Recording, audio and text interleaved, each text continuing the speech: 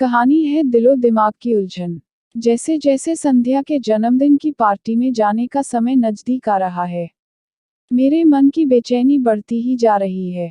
मैं उसके घर जाने के लिए पूरी तरह से तैयार हूँ, पर अपने फ्लैट से कदम निकालने की हिम्मत नहीं हो रही है। मैं करीब 2 महीने पहले संध्या से पहली बार अपने कॉलेज के दोस्त सुमेश के घर मिला था। उसी मौके पर मेरा सुमेश की पत्नी आरोही, उसके दोस्त मयंक और उसकी प्रेमिका नैना से भी परिचय हुआ था। संध्या के सुंदर चेहरे से मेरी नजरें हट ही नहीं रही थीं। वह जब छोटी छोटी बातों पर दिल खोलकर हंसती तो सामने वाला खुद ब खुद मुस्कुराने लगता था। मैंने मौका पाकर सुमेश से अकेले में पूछा, क्या संध्या का कोई बॉयफ्रेंड है? नहीं, उसने मेरे चेहरे को ध्यान से पढ़ते हुए जवाब दिया। गुड। उसका जवाब सुन मेरा मन खुशी से उछल पड़ा। तू उससे मेरी दोस्ती करा दे यार। कमल, मैं उसके साथ तेरी दोस्ती नहीं सिर्फ परिचय करा सकता था, और वह मैंने करा दिया। मुझे संध्या से पहली नजर में ही प्यार हो गया है। मेरे मुंह से ये शब्द सुनकर वह हंसा। तू ज्यादा बदला नहीं है। कॉलेज में भी आए दिन तुझे पहली नजर में प्यार कराने वाला कीड़ा काटता रहता था। पुरानी बातें भूल जा मेरे दोस्त। अब मैं अपना घर बसाना चाहता हूँ। मुझे लगता है कि संध्या ही मेरे सपनों की राजकुमारी है। मैंने उसे विश्वास दिलाने की कोशिश करी कि मैं प्यार के इस ताज़ा मामले में एकदम सीरियस हूँ। पहली मुलाकात में ही संध्या ने मेरे दिलो दिमाग पर जबरदस्त जादू कर दिया था। उसे अपना बनाने की चाह ने मेरी रातों की नींद और दिन का चैन छीन लिया। उस मुलाकात के तीसरे दिन शाम को ही मैं संध्या से उसके ऑफिस के बाहर मिला। वह मुझे देखकर खुश हुई। फिर हम कॉफी पीने के लिए एक रेस्तरां में जा बैठे। हमारे बीच उस शाम ढेर सारी बातें हुई। हंसी खुशी से बातें करते हुए कब घंटा भर बीत गया, हम दोनों को ही पता नहीं चला। बाद में उसे उसके घर तक कार से छोड़ने गया। मैं खुद उसके मम्मी पापा से मिलना चाहता था, क्योंकि मेरे लिए उन दोनों का दिल जीतना जरूरी था। संध्या अपने माता पिता के साथ 3 कमरों के फ्लैट में रह रही थी। उसकी मम्मी के कमर दर्द और पापा के बागबानी के शौक के बारे में मैंने पूरी दिलचस्पी के साथ ढेर सारी बातें करके दोनों के दिल में अपनी जगह बना ली। मेरे अच्छे व्यवहार का जादू उन दोनों के सिर चढ़कर बोला, और फिर उन्होंने मुझे रात का खाना खिलाकर ही विदा किया, शहर के जिन नामी हड्डियों के डॉक्टर से। 2 दिन बाद मैंने संध्या की मम्मी का इलाज शुरू कराया। उनकी दवा से उन्हें बहुत फायदा हुआ। अगले संडे की शाम को मुझसे बागबानी पर एक पुस्तक की भेंट पाकर संध्या के पिता ने मुझे बड़े अपनेपन के साथ छाती से लगाया, तो मुझे अपनी मंजिल मिल जाने का विश्वास हो चला। मेरे आग्रह पर संध्या कुछ दिनों के बाद मेरे साथ बाहर घूमने चली आई। मैं उसका दिल जीतने का वह मौका नहीं चूका। जब मैंने अचानक उसे गुलाब के फूलों का गुलदस्ता भेंट किया, तो वह खुशी से फूली नहीं समाई। धीरे धीरे हमारे बीच मिलना जुलना बढ़ता गया।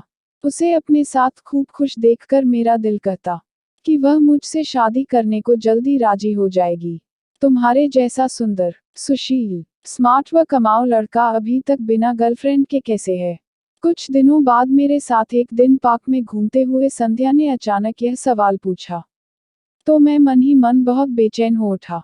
मैंने अपने मन की उथल पुथल को काबू में रख सहज आवाज में जवाब दिया, संध्या, मेरी जान पहचान तो बहुत सारी लड़कियों से है, पर कभी कभी मुझे भी यह सोचकर बहुत हैरानी होती है कि मेरी जिंदगी में आज तक मेरे सपनों की राजकुमारी क्यों नहीं आई।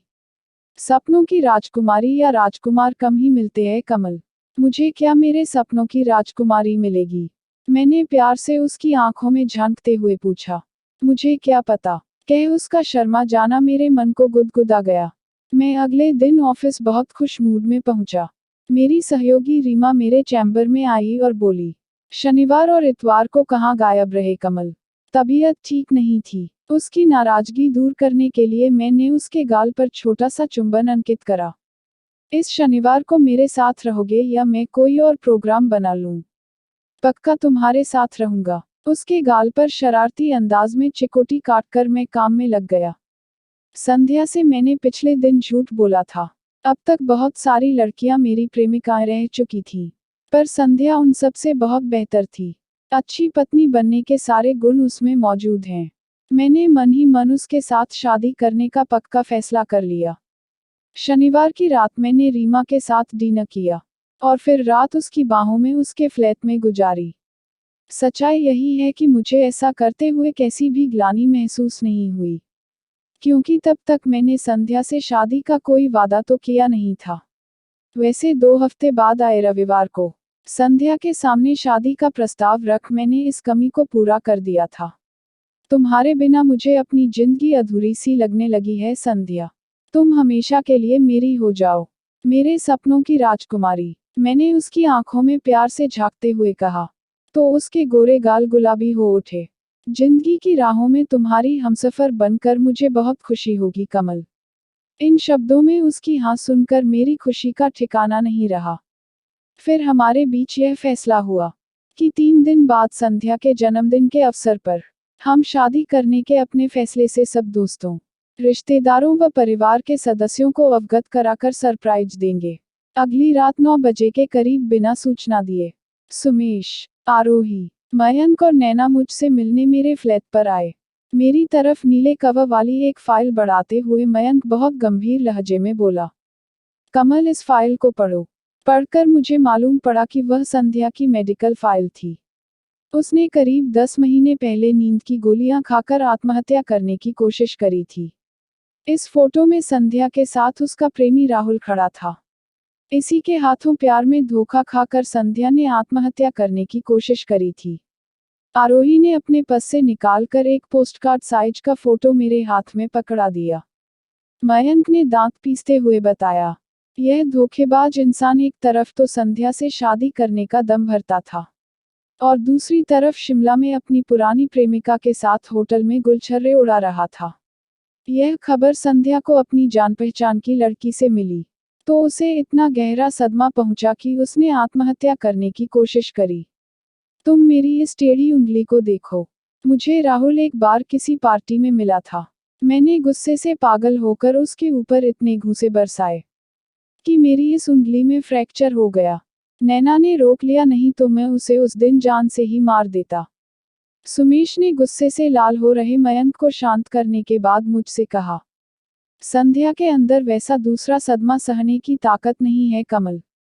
अगर तुम्हें लगता है कि तुम उसके प्रति जिंदगी भर वफादार नहीं रह पाओगे तो कल उसके जन्मदिन की पार्टी में मत आना। उसे दुख तो बहुत होगा पर हम उसे संभाल लेंगे। आरोही ने मुझसे भावुक लहजे में प्रार्थना करी, फैसला सोच समझ कर करना कमल। अगर संध्या के हित के खिलाफ जाने वाला कोई रिश्ता आज भी तुम्हारी जिंदगी में बना हुआ है तो उसे आज रात जड़ से नष्ट कर देना। हमेशा उसके प्रति वफादार रहने का प्रण कर ही कल की पार्टी में आना प्लीज। इसके बाद सभी बारी बारी से मुझे गले लगा कर चले गए। मैं रात भर ठीक से नहीं सो सका। अगले दिन ऑफिस भी नहीं जा सका। सारा दिन गहन सोच विचार करने के बावजूद किसी फैसले पर पहुंचना संभव नहीं हुआ। मैं संध्या से शादी करना चाहता हूं पर अपने मन की कमजोरी का भी मुझे एहसास है। किसी एक स्त्री का होकर रहना मेरी फितरत में नहीं है।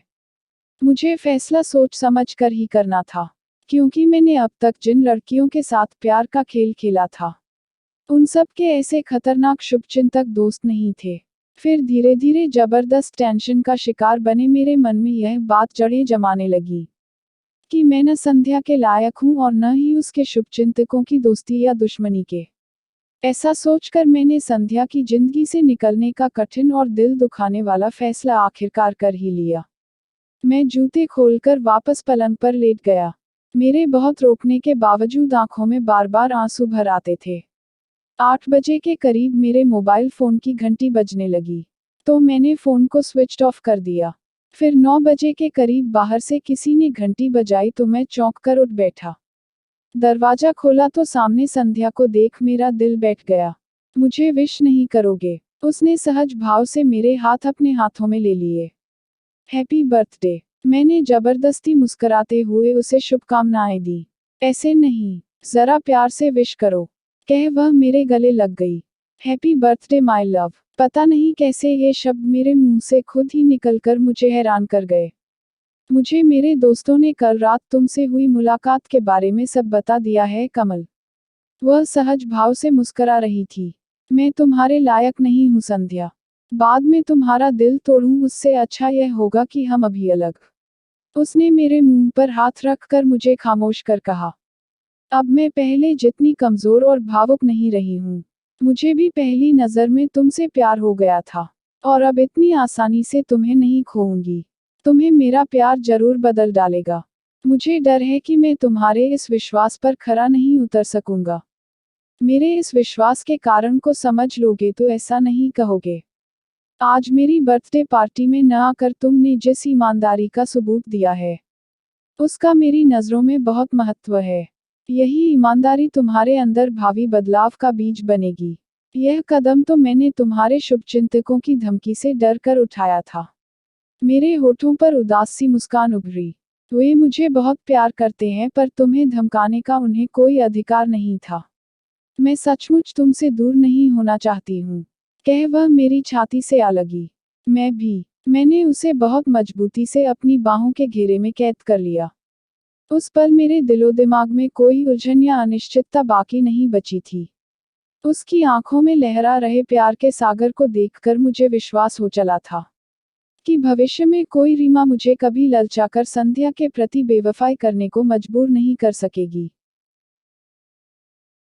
अगर आपको कहानी पसंद आए तो लाइक और शेयर कीजिए और चैनल को सब्सक्राइब करना मत भूलिए।